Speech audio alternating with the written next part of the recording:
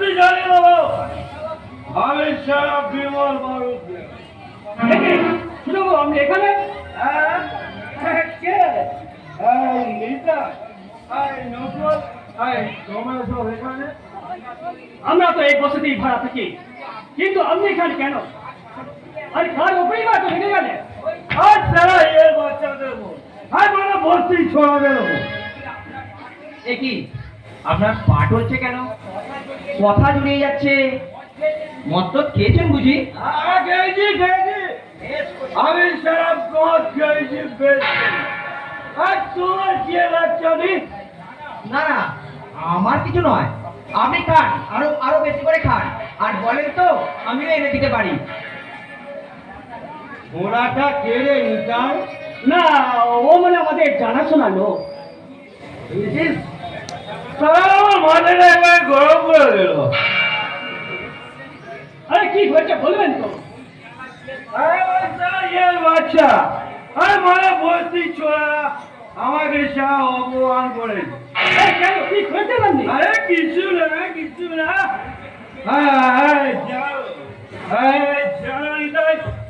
ওই যে কুলের ময়দানে ডগা মেয়ে আছে না? ও কার কথা বলছেন? অলকা? আরে ওই শালিটাই তো সারা যত নষ্ট করা। জানো নিতাই, রোজ সকালে আমার বাড়ির সামনে দিয়ে যাতায়াত করে।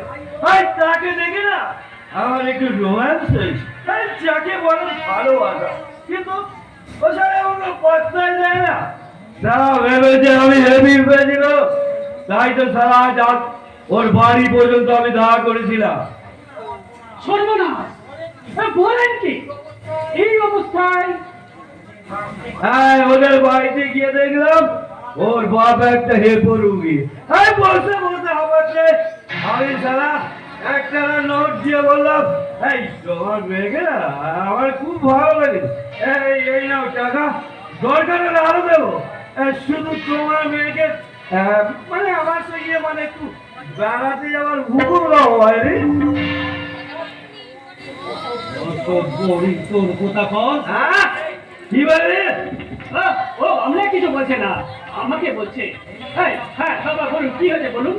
তারপর তার ওই এরপর রুগীটা চোখ দুটো জবা ফুলের মতো করে টাকাগুলো ছুঁড়ে ফেলে দিল, আর সাপের মতো ফট করে উঠলো। আর ঘরে বার করে দিল। কবি নেই, এই ঘাড় ধরছে বাইরে।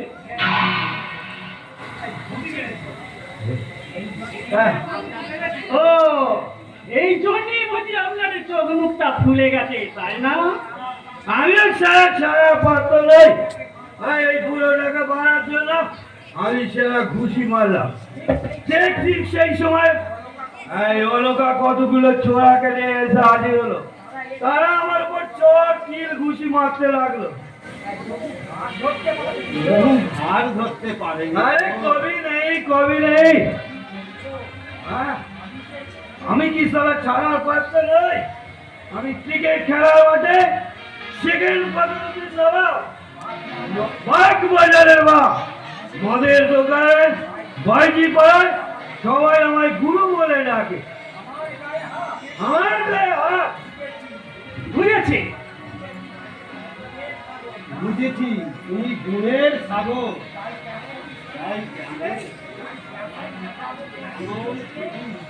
করতে গেছিলে তেমন উচিত শিক্ষাই তুমি পেয়েছো। চুপ রাও বুড়ো গায়না। কাজটা মোটেই ভালো করেননি আপনি। আমাকে যদি গরম দিয়ে কথা বলতো, আমি তোমার চাকরি খেয়ে দিতে পারিতে। এ কি বলে রে নিতাই? কাকা তুমি চুপ করো। ঠিক আছে, মনে ভেবো না এই অপমান আমি হজম করবো। আমি সারা বিমল বাড়ুচ্ছে বাঘ বাজারের বাঘ। এই পাড়া সব ছেলে আমার হাতের মুঠোয়। আমি সারা পটি মেরে বসছি। চুপ করুন, ভালোই বলে নিতে কেটে পড়ুন, নয়তো পাড়ার ছেলে মেলে এসে আমাকে আবার। আরে আসুক। আরে আমি কোন সারাকে বড় নেই করি। ওই মেয়েটাকে আমি বিয়ে যাবই যাব, তবে আমার নাম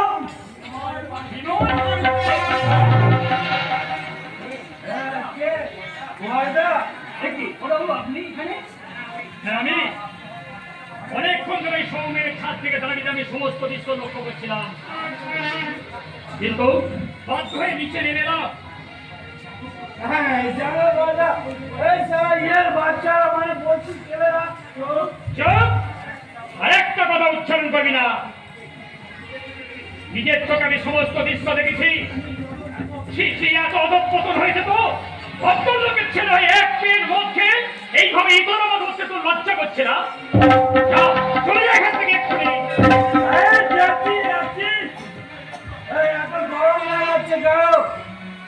আমি সারা বিমল বলছে ক্রিকেট খেলার মাঠে সেখানে প্রথম দিন নেবা।